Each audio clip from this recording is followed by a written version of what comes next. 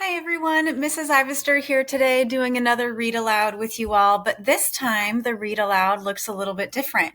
I'm reading to you from just a portion of the screen here in the circle, and the reason that I'm doing that is because I'm going to show you how to read an ebook. And an ebook stands for electronic book. And I've had a lot of students recently send me messages and emails saying how sad they are that they are running out of their books to read in their hands. And now they are switching to reading online, and it's a little bit frustrating. And I agree, but I want to show you that reading books online can be just as fun as reading books in our hands. So I am on a website right now called Sora, which is an online library. And this is offered to us through our Portland Public School Library. And I'm going to show you how to navigate this, and then we're going to pick a book together and we're going to read it. So I'm going to scroll down. This is the main page that comes up when you log into Sora, and you can get to Sora through our PPS library page or through my library website. And first it starts out with some new books, and then it has some popular subjects, and I'm going to choose fiction for kids. And here I'm going to scroll down so that you can see some of the different online choices that there are on this online library. There's a lot of Harry Potter books. And let's say you get to the bottom of the first page and there wasn't a book that you liked. We can use this button right here and click forward to the next page, and we can see some more choices. So I'm going to go down here, and right here, Rosie, Revere, Engineer. This is one of my favorite books. So I'm going to click on this book. I'm actually going to click the word borrow. And now the book is available for me to read. So I'm also going to show you something here in this square. I also happen to have a hardcover of the book. I brought this book home from our school library just in case I wanted to read it. And I was really excited to find the exact same book right here on this online library. So before I get started reading the book on the computer to you, I'm going to read from the back of this book a quick note about why this book was created. Rosie, Revere, Engineer is a book about a little girl, and Rosie is a fictional character. And let's read this historical note together so we can understand what this book is going to be about.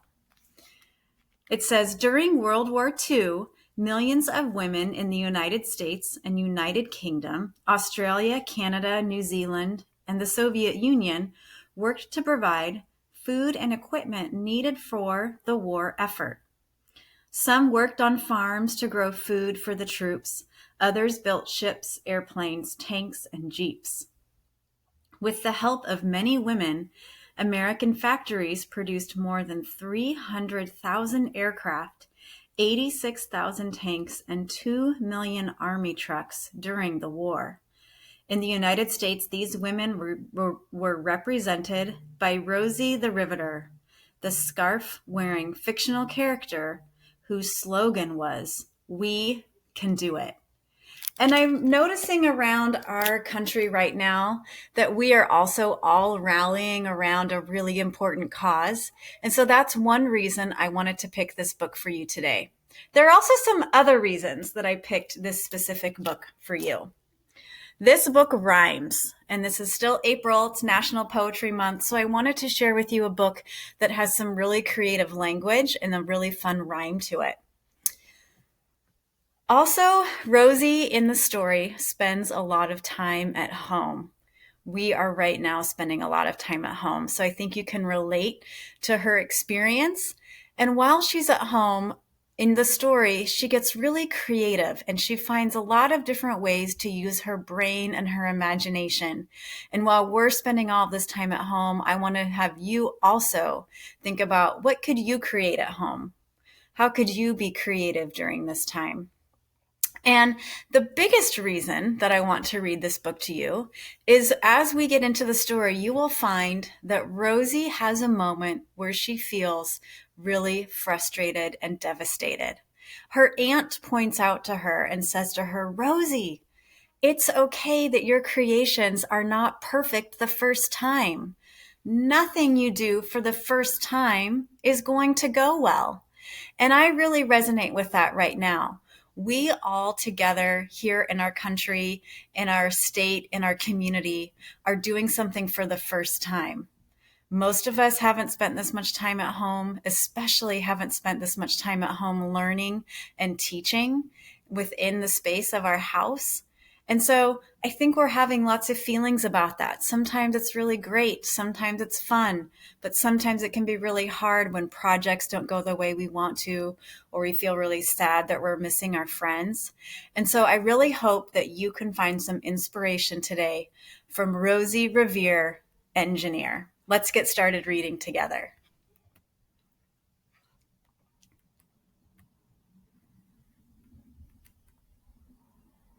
This is the story of Rosie Revere, who dreamed of becoming a great engineer. In Lila Greer's classroom at Blue River Creek, young Rosie sat shyly, not daring to speak. But when no one saw her, she peeked in the trash for treasures to add to her engineer's stash. And late at night, Rosie rolled up her sleeves and built in her hideaway under the eaves. Alone in her attic, the moon high above, dear Rosie made gadgets and gizmos she loved. And when she grew sleepy, she hid her machines far under the bed where they'd never be seen. Move my circle down a little bit here. When Rosie was young, she had not been so shy. She worked with her hair swooping over one eye and made fine inventions for uncles and aunts, a hot dog dispenser and helium pants.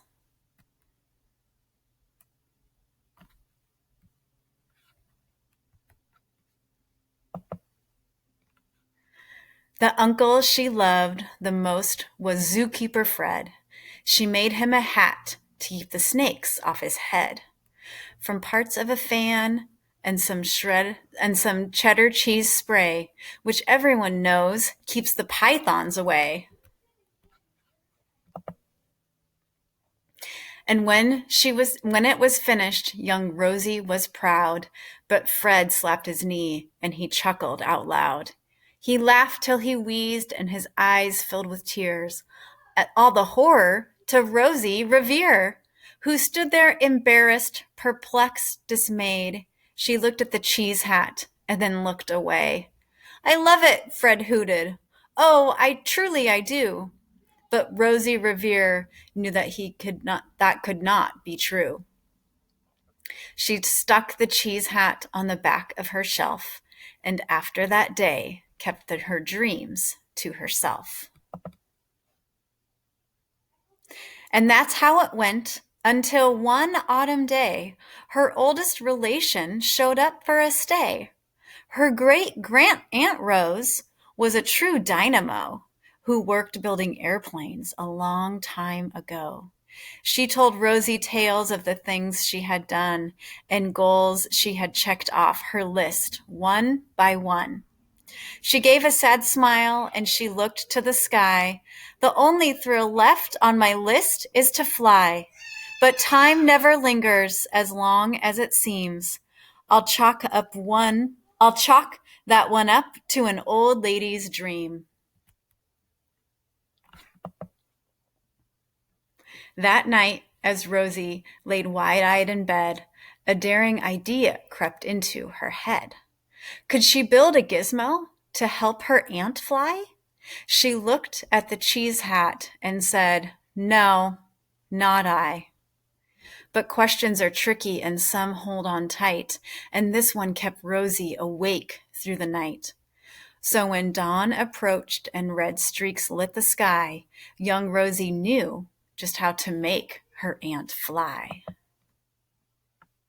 She woke and she worked until the day was half gone, then hauled her cheese copter out onto the lawn, to give her invention a test just to see the ridiculous flop it might turn out to be. Let me move my circle again. Strapped into the cockpit, she flipped on the switch.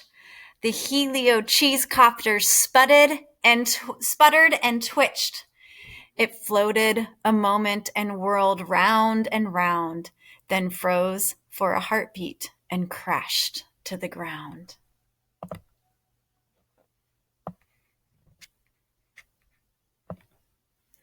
Then Rosie heard laughter and turned round to see the old woman laughing and slapping her knee.